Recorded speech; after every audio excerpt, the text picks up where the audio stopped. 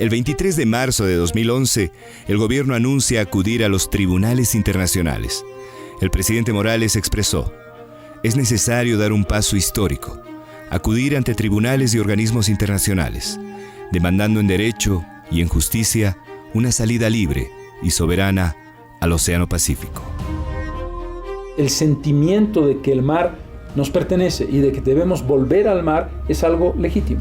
Siempre el tema sentimental tiene fuerza, pero debemos ser sensatos en qué es lo que podemos pedir y qué es lo que podemos esperar. Antes no se había planteado acudir a La Haya y de veras le agradecemos al pueblo boliviano y al gobierno por haber entendido este planteamiento que en principio sonaba a locura. De lo que estamos hablando es de un acceso soberano al mar, que permita que Bolivia tome decisiones plenas y sin consulta a terceros sobre lo que quiere hacer con su política exterior en una costa sobre el Océano Pacífico. Lo que nosotros tenemos frente a Chile no es una aspiración. Nosotros tenemos un derecho. Tenemos el derecho de obtener un acceso plenamente soberano sobre el Océano Pacífico y vamos a ejercer ese derecho a través del diálogo, la negociación, la conciliación con el Estado chileno. Bolivia viene de una larga data. Bolivia es heredero de una cultura milenaria. Y en la cultura milenaria tiene características muy particulares, como se va expresando hasta el día de hoy. Bolivia siempre ha sido respetuosa de todas las instancias y de todos los mecanismos de integración. Venimos acompañados por la verdad, por la historia, por la justicia, el derecho internacional y la solidaridad de los pueblos del mundo. Estamos seguros que la Corte, a la cual respetamos, nos escuchará y hará su trabajo. Muchas gracias. Jayaya, Bolivia. Jayaya.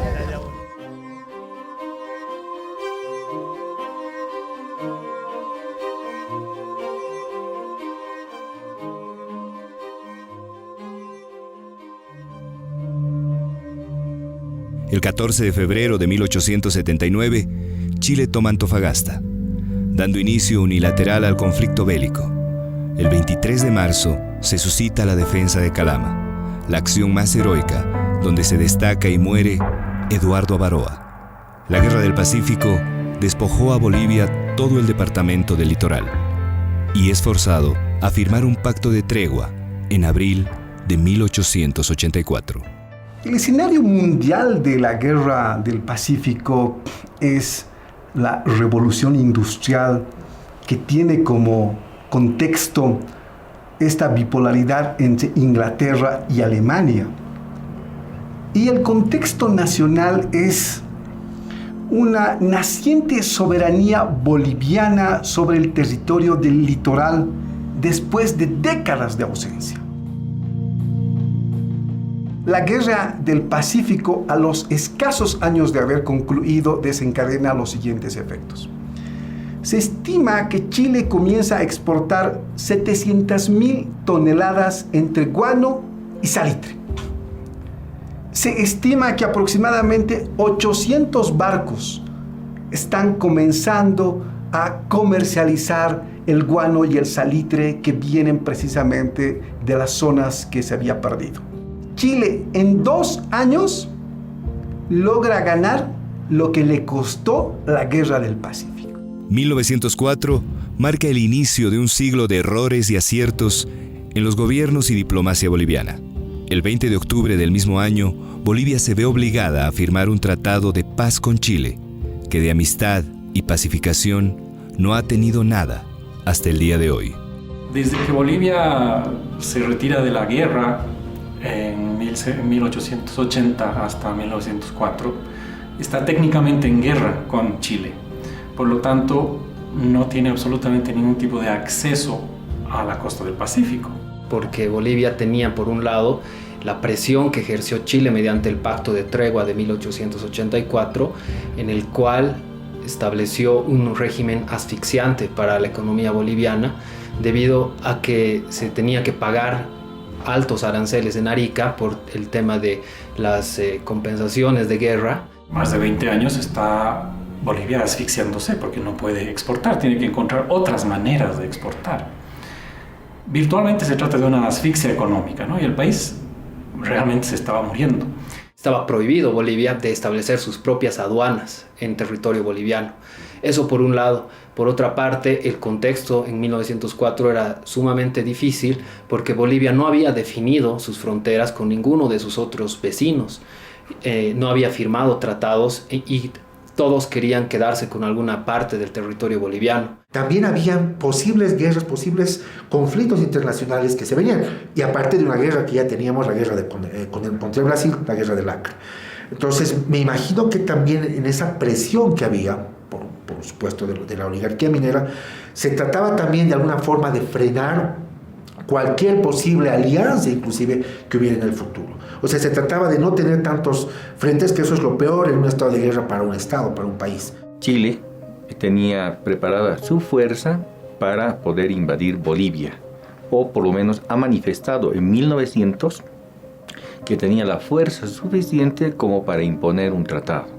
Hay una carta de Abraham Koenig del 13 de agosto de 1900 que indica que Bolivia tiene que firmar un acuerdo definitivo cediendo territorio a Chile.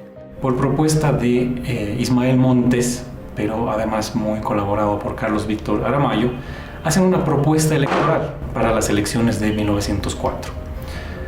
Dicen, necesitamos resolver este tema, tenemos que resolverlo de alguna manera, y la propuesta es que firmemos un acuerdo de paz y amistad con Chile, en la que los gobernantes bolivianos se ven apremiados por todas partes y tienen que firmar el tratado como una forma de salir, por un lado, de este régimen aduanero que era tan dificultoso. Y como es un partido, son miembros del Partido Liberal, y el liberalismo tiene este tipo de soluciones y de esta mentalidad y esta ideología, la idea era venderle este territorio a Chile, es decir, entregarlo a perpetuidad a cambio de una cantidad de plata. Hubo una gran presión para que no se firme este tratado, y por otro lado vemos a los varones de la minería, a esa oligarquía que los separan, a la oligarquía minera, no así a la terrateniente, la minera, que sí querían ferrocarril y querían que se firme el tratado. En su momento, la propuesta de Montes fue la propuesta ganadora, electoral, es una propuesta electoral. El electorado votó por esta fórmula que tenía esta propuesta, que era su principal propuesta además. Se firma el tratado de 1904 a 20 años de haberse suscrito el Pacto de Tregua y a 25 años de haberse iniciado las hostilidades contra Bolivia por parte de Chile. Y no solo es firmado, sino también es refrendado por el Parlamento. Y en su momento se vio como algo bueno y necesario. En un breve momento se vio como si fuera algo bueno y necesario. Y de hecho liberó a Bolivia de la asfixia. Pero también es cierto que le privó para siempre de la soberanía sobre el territorio que había perdido. Vemos que después de la firma del Tratado de 1904, a partir de 1908, 1910 hasta el 15, empieza un boom de mansiones a ser construidas. Y hay algunos nombres: la Casa Camacho, la Casa Montes, donde funciona actualmente la carrera de Humanidades, la Facultad de Humanidades, la Casa Carrasco. Algunos nombres de gente, y esto es importante decirlo, de gente que firmó el Tratado de 1904. Muy poco después surgieron obviamente voces disidentes, hubo voces disidentes importantes en el Parlamento en el momento de la votación, y estas voces disidentes luego crecieron, y obviamente la opinión pública no tardó mucho tiempo en darse la vuelta y decir: hemos cometido un error al haber firmado el Tratado de 1904. Pero en su momento fue un verdadero dilema. Yo creo que seguiría siendo, si todos nosotros, los bolivianos de hoy, nos vamos a aquel momento, estaríamos viviendo en un dilema muy difícil de resolver, muy difícil de elegir partido.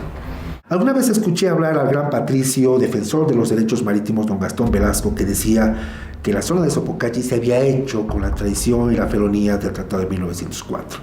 Parece ser que don Gastón Velasco no estaba equivocado, y por lo que estamos pudiendo encontrar, y creo que eso es un trabajo de investigación a mediano y largo plazo, parece que sí, hubo corrupción. Evidentemente la corrupción, las coimas, las cosas que podía haber llegado de Chile no están registrados en libros, pero sí, por este tipo de booms económicos de crecimiento se puede ver que sí, con los implicados, en este caso los diputados que estuvieron a favor del tratado, de la firma del Tratado de 1904, se puede ver que sí hubo corrupción. ¿Cuáles han sido los efectos posteriores de la Guerra del Pacífico y los efectos actuales de la Guerra del Pacífico? Este es un tema también que ha sido muy debatido. Este es un tema en el que se señala que aproximadamente Bolivia o los países mediterráneos han perdido o pierden entre el 1 al 1.5% del Producto Interno Bruto. ¿Cuánto significa esto? Esto significa, para la realidad actual, entre 300 a 450 millones de dólares que deja de percibir el Estado boliviano por el tema de la mediterraneidad. Otro efecto de la Guerra del Pacífico que tiene consecuencias hasta la fecha es los costos de logística y transporte. Los países mediterráneos, es el caso de Bolivia, tienen que generar un gasto adicional de entre el 15 al 30%. Esto por los costos de logística, por los costos de transporte. Este es un elemento para la industria, para el comercio, para los servicios en Bolivia que le encarecen y le restan productividad. En 1919, Ismael Montes pretende discretamente poner en discusión en la naciente Liga de las Naciones la posibilidad de que Bolivia tenga soberanía en Tacna y Arica, aspecto que Chile y Perú no habían definido a 40 años de la Guerra del Pacífico. El propio Montes va a ser el protagonista de un intento muy importante de tratar de redimir este tema y de un intento, el intento más serio probablemente en la primera parte del siglo XX de tratar de conseguir una salida, una reivindicación marítima. Después del fin de la Primera Guerra Mundial, las grandes potencias crean la Liga de las Naciones como el ente encargado de la resolución de conflictos entre países.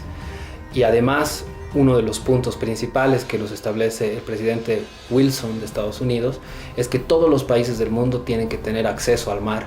En esas condiciones, Bolivia vio una gran oportunidad en la Liga de las Naciones. Entonces Montes decide instruir a la Cancillería boliviana que se elabore un alegato en el siguiente sentido. Vamos a pedirle a la Liga de las Naciones que resuelva la soberanía de Arica y Tacna en favor de Bolivia. ¿Con qué argumentos? Con el argumento de que Arica y Tacna eran absolutamente marginales para la economía, para la geografía, para la sociedad chilena y peruana, no significaban absolutamente nada, eran marginales. En cambio, para Bolivia significaban un acceso, era un pulmón. Entre ellos, Chile y Perú han firmado un tratado de 1883, el de Ancón.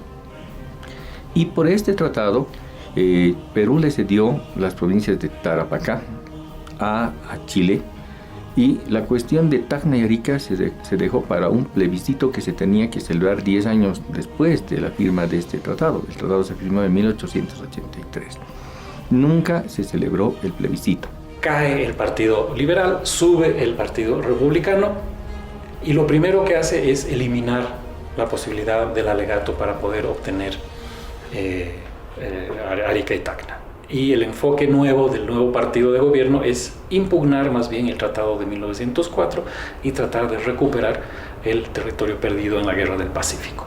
El gobierno peruano, al notar este cambio de enfoque y que Bolivia se concentra en la revisión del Tratado de 1904, pide a la diplomacia boliviana ser nuevamente aliados ante Chile, pero esta vez en estrados internacionales. Cuando el Perú se entera de esta situación, obviamente está muy complacido porque ya no está Bolivia reclamando un territorio que había sido peruano. El Perú decide ayudar a presentar un nuevo alegato boliviano, impugnando por un lado el Tratado de 1904 y por otro lado el Perú impugnando juntos el Tratado de Ancón de 1883. De modo que ambos países demandaban a Chile la devolución de los respectivos territorios perdidos en la Guerra del Pacífico.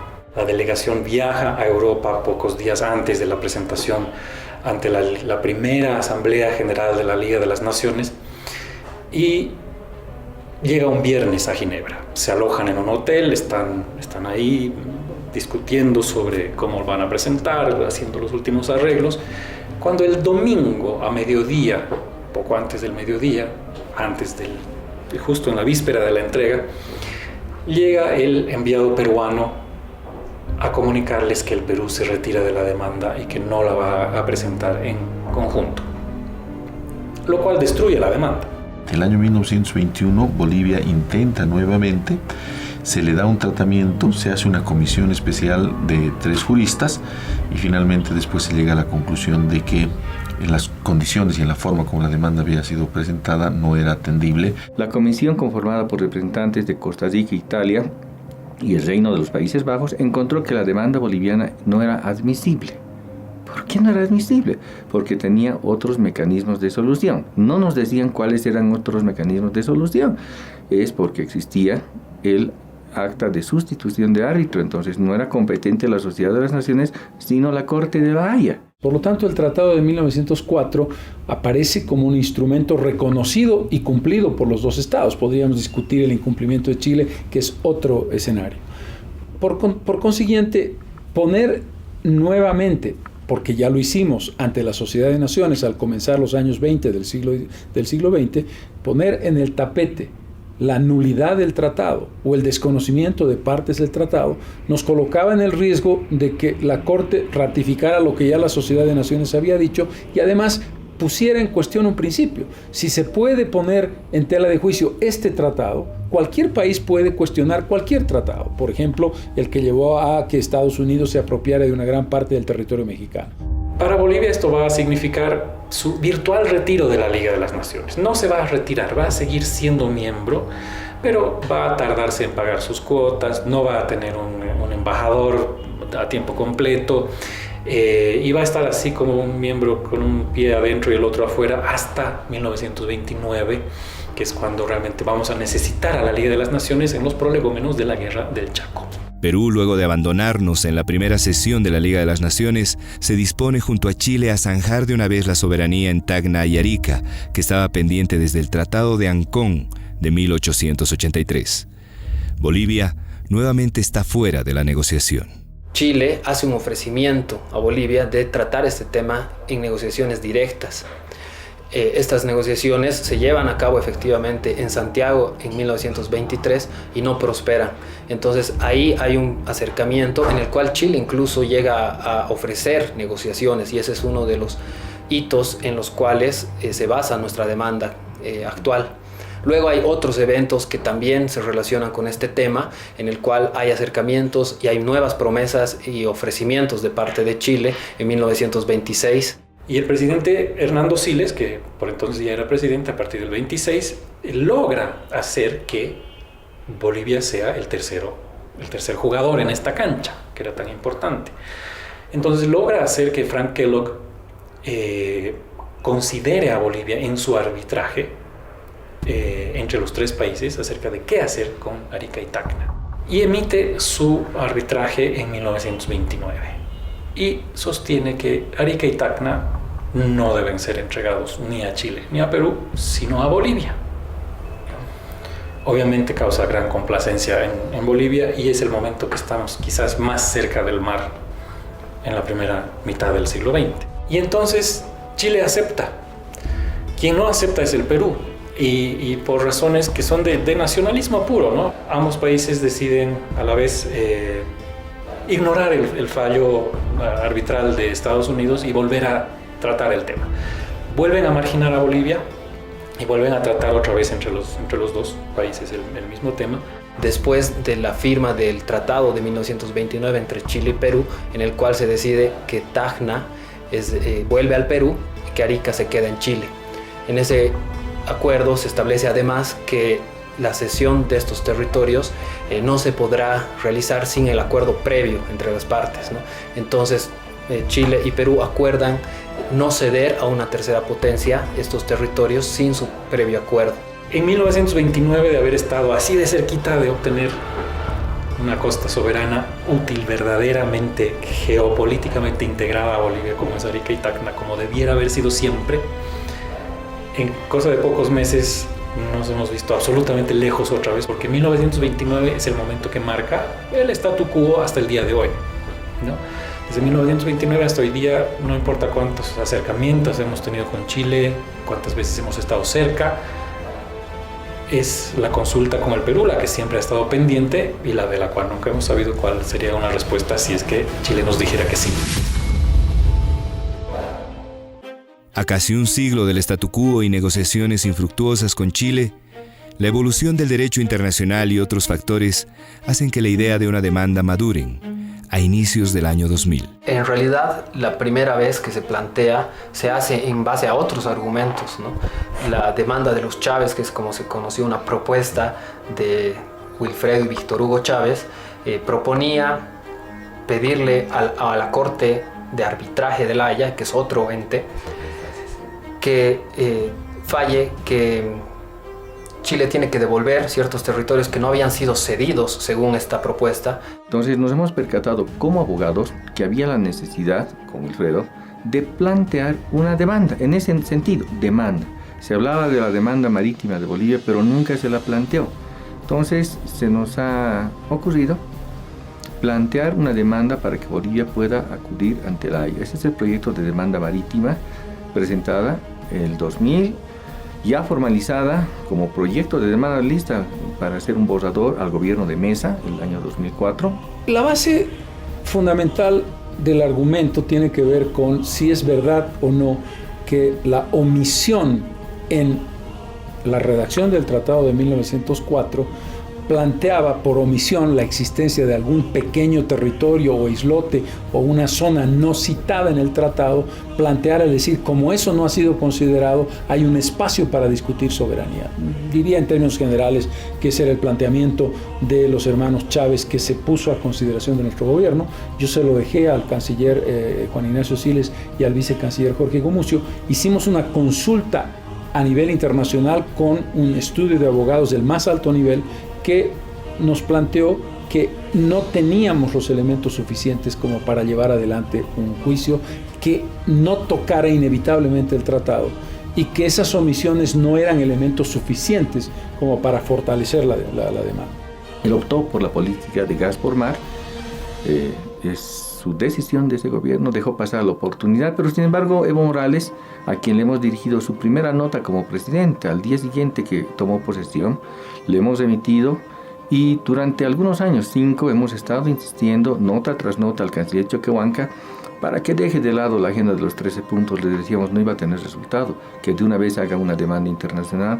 Por fin, el 23 de marzo del año 2011, el presidente decide anunciar que se va a acudir a tribunales internacionales y manda conformar la DIREMAR. Uno de ellos ha sido alta autoridad en el gobierno del presidente Morales y que por supuesto han puesto a consideración del presidente Morales y su gobierno y la respuesta ha sido la misma, lo que quiere decir que no hay una actitud política particular. Ustedes saben que hay una diferencia de pensamiento del gobierno del presidente Morales y de nuestro gobierno, pero en temas que son de política de Estado, esa coincidencia nos fortalece, demuestra que teníamos razón y por supuesto yo respaldo la posición del gobierno del presidente Morales. Yo creo que el camino correcto es el que Bolivia está siguiendo y no el que planteaban, y no quiero con ello desmerecer los esfuerzos de investigación que los hermanos Chávez han llevado a cabo para hacer su propuesta. Se decide cuál va a ser el tribunal que va a acudir, porque se percata Bolivia que existen no uno, sino 2 tribunales, y hasta 3 en La Haya.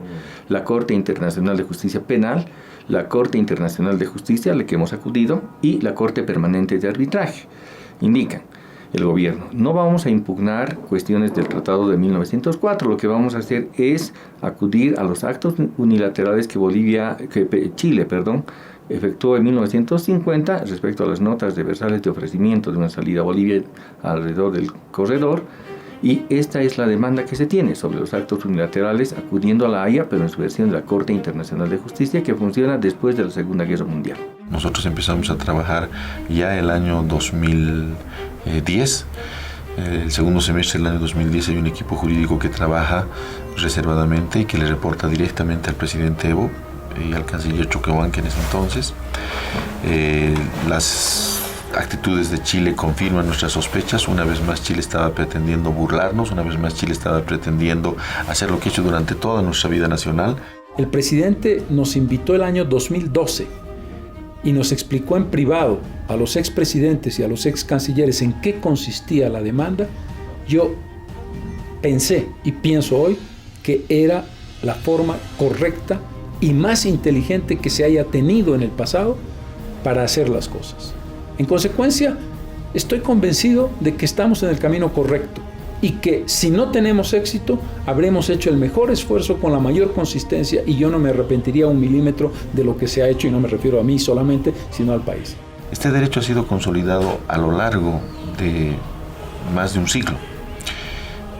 Después de 1904, cuando 1904 no solucionó, no tocó, no abordó el tema del acceso soberano de Bolivia al Océano Pacífico, las negociaciones continuaron. Y dentro de estas negociaciones se han dado un sinfín de actos unilaterales, promesas unilaterales, acuerdos firmados, práctica diplomática que han ido consolidando el derecho que tiene la nación boliviana. Durante 7 décadas, Chile negoció con Bolivia y como producto de esas negociaciones, en varias oportunidades, en 1920, en 1923, en 1926, en 1950, en 1961, en 1975, en 1983, se comprometió a negociar con Bolivia para otorgarle a Bolivia un acceso soberano al mar. Ese fue un compromiso firmado por ministros de Relaciones Exteriores, embajadores de Chile o incluso presidentes chilenos. No podía basar Bolivia su demanda más sacrosanta, si vale el término, basándose en el peor tratado que firmó en su historia. Entonces me pareció una cosa sensacional. Pero sí tocábamos lo que se llama derechos expectaticios, las ofertas que Chile le hizo en tantas oportunidades. Una nota firmada por el canciller Horacio Walker de 20 de junio de 1950, en la que Chile dice estar llano a ingresar en una negociación formal que haga posible darle a Bolivia una salida propia y soberana al Océano Pacífico. El abrazo de Charaña en el gobierno del dictador, en ese momento Banzer, del presidente Banzer, con su colega, presidente de Chile, el dictador también, Augusto Pinochet. Ahora en Chile quieren negar esa parte de la historia. En 1975 se inicia la negociación que va a ser la más importante de todo el siglo XX.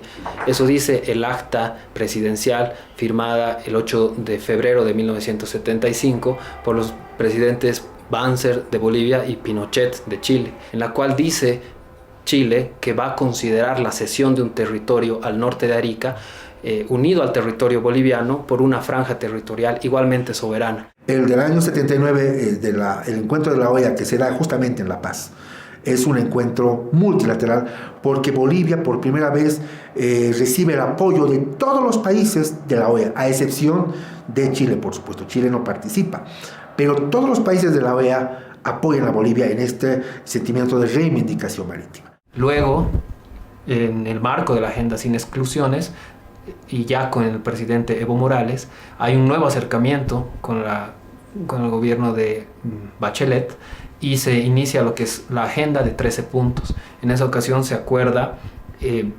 condensar toda esa agenda de varios temas en 13 puntos específicos y se suscribe un acta en 2006 para comenzar este proceso de negociación que va a perdurar hasta 2010, justo un poco después de que Chile se compromete junto con Bolivia a presentar, así como alcanzar soluciones concretas, factibles y útiles para el tema marítimo. Generar expectativas, mostrar caminos, buscar puentes, hacer ofrecimientos, llegar a acuerdos, ¿no es cierto?, formalizar promesas, pero llegado el momento de ejecutarlas, de cumplirlas, siempre surgía algo que hacía que se postergue el tema, que se olvide el tema, que se lo deje para más adelante, que no se cumpla lo que debería cumplirse.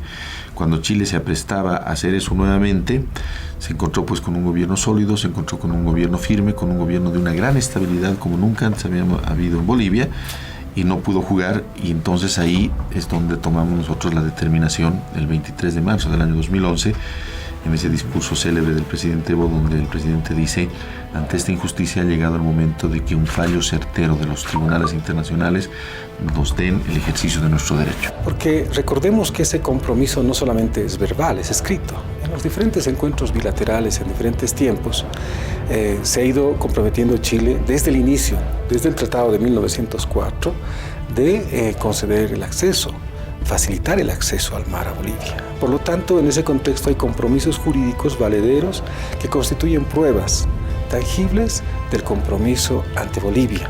Por lo tanto, empezamos a recopilar y la demanda se va basando en esos contextos históricos tangibles. Lo más valioso que ha hecho el gobierno del presidente Morales ha sido construir un caso que no toque directamente el tratado y que no pretenda basarse en el tratado de 1904. Yo creo que ese ha sido el secreto del éxito, y en cambio lo que Bolivia ha planteado es las obligaciones jurídicas de Chile que emanan de algo clave: los actos unilaterales de los estados. Este es un principio jurídico internacional reconocido por Naciones Unidas que establece que cuando un país se compromete con otro a hacer algo y no lo cumple, el país que ha recibido ese compromiso tiene derecho a exigir jurídicamente el cumplimiento de eso al que el otro país se había comprometido.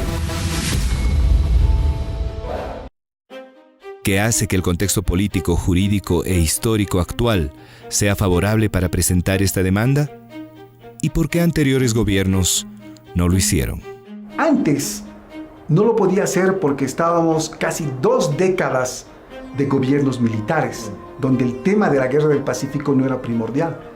El retorno de la democracia en 1982 tampoco te ha permitido tener una visión de largo plazo, porque existía mucha conflictividad interna, no existía estabilidad económica. Una vez que hemos alcanzado estos 2 requisitos esenciales de estabilidad política y estabilidad económica, hemos comenzado a ver el largo plazo. Es la evolución del derecho internacional la que ha permitido este instrumento que en el pasado o no existía o estaba muy tenue todavía.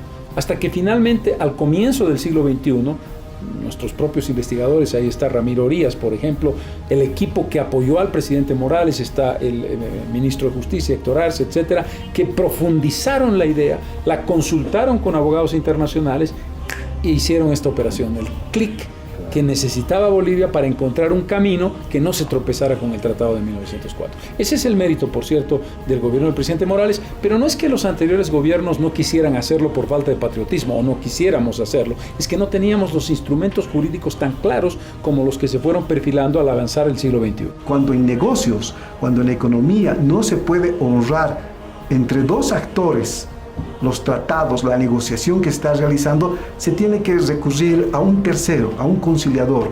Y en este caso Bolivia, una vez que ha logrado estabilidad política y económica, está recurriendo a un tercero. Y estos son temas estructurales, estos son temas históricos. Y posiblemente Bolivia vaya viendo temas históricos y estructurales a medida que consolide su democracia, a medida que consolide su economía. Yo creo que la estabilidad que tiene el país es la que nos permite trazar estas políticas de Estado y llevar estos temas importantísimos de nuestras relaciones internacionales a espacios a los que nunca Bolivia ha llegado. Nunca Bolivia ha utilizado los mecanismos de justicia internacional, y ahora sí lo está haciendo. La estabilidad, primero, económica, somos un referente en la región, ¿no es cierto? Segundo, la estabilidad social, somos un país unido ahora, que no tiene problemas y conflictos internos de tipos sociales, regionales, raciales y demás. Y tercero, la estabilidad política, ¿no? La estabilidad política es la que nos ha permitido realmente evidenciar que Chile jugaba con nosotros y evitar que siga jugando. Yo creo que nadie se animó porque es definitivamente un tema que tiene sus riesgos. Es decir, que si esto sale mal, también va a haber un retroceso para nuestros propósitos, ¿no? Y esa puede ser una de las explicaciones, pero por otro lado tampoco se había visto la posibilidad seria de plantear una demanda en este sentido, porque no se conocía o no se sabía que teníamos estos argumentos. Entonces, recién el año 2000 fue la primera vez que alguien mencionó esto. y hasta desarrollar y encontrar el camino verdadero de realmente tomar la decisión política, pasaron varios años, ¿no? Hasta que adquiera cierta madurez. Y sin duda fue la intuición y un poco el coraje del presidente Morales por presentar esta demanda, ¿no? No solamente es un anuncio circunstancial, lo anuncia después de haber agotado varios años de diálogo con Chile, sin resultado. La historia nos ha mostrado que ha ido Chile dilatando procesos importantes en los cuales podía haber resuelto el tema. Nosotros hemos planteado en distintos ámbitos multilaterales. Ellos conciben que simplemente es un diálogo bilateral. No. Cuando algún problema existe en alguna región, el enfoque es multilateral. ¿Por qué la Corte Internacional de Justicia, con sede en La Haya, se ha convertido en una esperanza de solución al problema marítimo boliviano? ¿Y hasta dónde sus resoluciones o fallos son acatados por los estados? Otro de los organismos especializados es la Corte Internacional de Justicia, precisamente para tratar temas como el que Bolivia hubiera querido tratar en 1919, 20, 21, y justamente después de que Bolivia se decepciona, se desilusiona y deja de participar en la Liga, es que surge la Corte Internacional de La Haya para tratar esos temas. 24 de octubre de 1945, en la ciudad de San Francisco, se funda la Organización de las Naciones Unidas y se decide que va a reemplazar a la Liga de las Naciones y va a ocupar sus edificios en Ginebra, ¿no? De hecho, el último representante que queda en la Liga de las Naciones es Adolfo Costa Durrels, boliviano, que es el que cierra y entrega las llaves a las Naciones Unidas. Pero en el caso de América Latina, en 1948, en Bogotá, se firma un acuerdo internacional. En ese acuerdo, los países latinoamericanos suscriben una aceptación de que reconocen a la Corte Internacional de Justicia y que se someten a las decisiones de la Corte en casos de controversias entre estados en todos aquellos temas que tengan cuestiones no resueltas después de 1948. Que los países a momento de ser parte de la CIG, y Chile es parte de la CIG, como también Bolivia y Perú, se comprometen a cumplir sus determinaciones. Eso hace su vinculatoriedad. A veces se cuestiona que solamente podrían recomendar, y no es cierto. Tienen carácter de definición de controversia. Además, los fallos de la Corte son obligatorios e inapelables, ¿no? Entonces, todo lo que determine la Corte tiene que ser cumplido obligatoriamente por los estados. ¿De dónde emana el poder de la Corte Internacional de Justicia? De ser un instrumento, una institución de la Organización de Naciones Unidas. Eso quiere decir que todos los países miembros de la Organización de Naciones Unidas aceptamos la vigencia de sus instituciones, una de las cuales es la Corte. Y la segunda instancia después del fallo es un escenario de diálogo, necesariamente de diálogo. En ese contexto nosotros estamos trabajando a través de dos vías. Una vía que son el canal diplomático formal, ¿no? Diplomacia oficial formal. Y otro es la diplomacia de los pueblos para la vida. En el contexto formal nosotros seguimos trabajando, continuamos trabajando. ¿Por qué? Porque Chile es nuestro vecino y por lo tanto tenemos bastantes puntos de conexión, migratorio, transporte, comercio. Entonces nosotros seguimos dialogando en pos de la segunda fase después del fallo. Y segundo, en la vía de la diplomacia de los pueblos significa trabajar más allá de lo formal a través de nuestras organizaciones sociales, movimientos indígenas originarios, dando el diálogo permanente no solamente con Chile, sino con todos los pueblos indígenas originarios del continente y sobre todo con los movimientos sociales.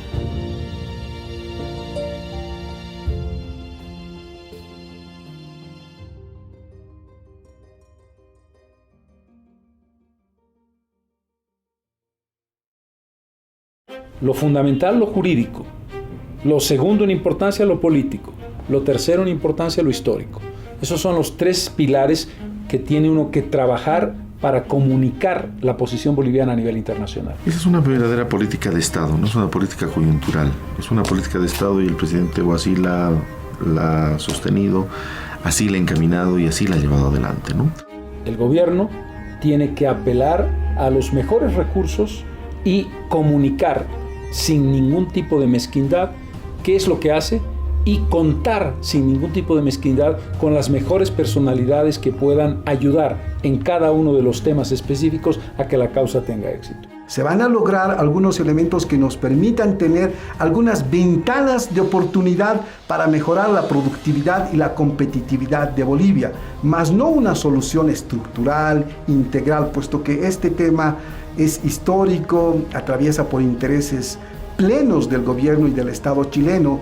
Para negociar necesitamos tener primero un consenso entre todos los bolivianos respecto a qué queremos y también respecto a qué podemos dar, porque una negociación se trata de dar para obtener. Pero yo creo que hay que reconocer que la línea del tiempo le da la razón a la diplomacia boliviana. Y tenemos momentos estelares como 1950 y Hostia Gutiérrez, una reivindicación del gobierno del presidente Banzer, hay que decirlo. El abrazo del Charaña fue una estrategia muy inteligente planteada por ese gobierno y eso debe reconocerse en el tiempo. Entonces es una combinación de pasado y presente, es una lección de historia, es una lección de decir, ¿saben? La historia no se corta en pedacitos, es una acumulación, es una agregación de hechos. Lo que no le quita un milímetro de mérito al gobierno del presidente Morales porque da un paso políticamente extraordinario. Por 14 votos a 2. Falla que tiene competencia sobre la base del artículo 31 del Pacto de Bogotá para entender en la solicitud presentada por el Estado Plurinacional de Bolivia el 24 de abril de 2013. En estos tiempos, mediante el diálogo, resolver un tema pendiente en nuestro continente como es el tema del mar. Estamos convencidos que el Tribunal o la Corte Internacional de Justicia va a hacer justicia con Bolivia y por eso apelamos a la Haya, apelamos a la Haya con la verdad, apelamos a la Haya por la justicia y se nos hará justicia.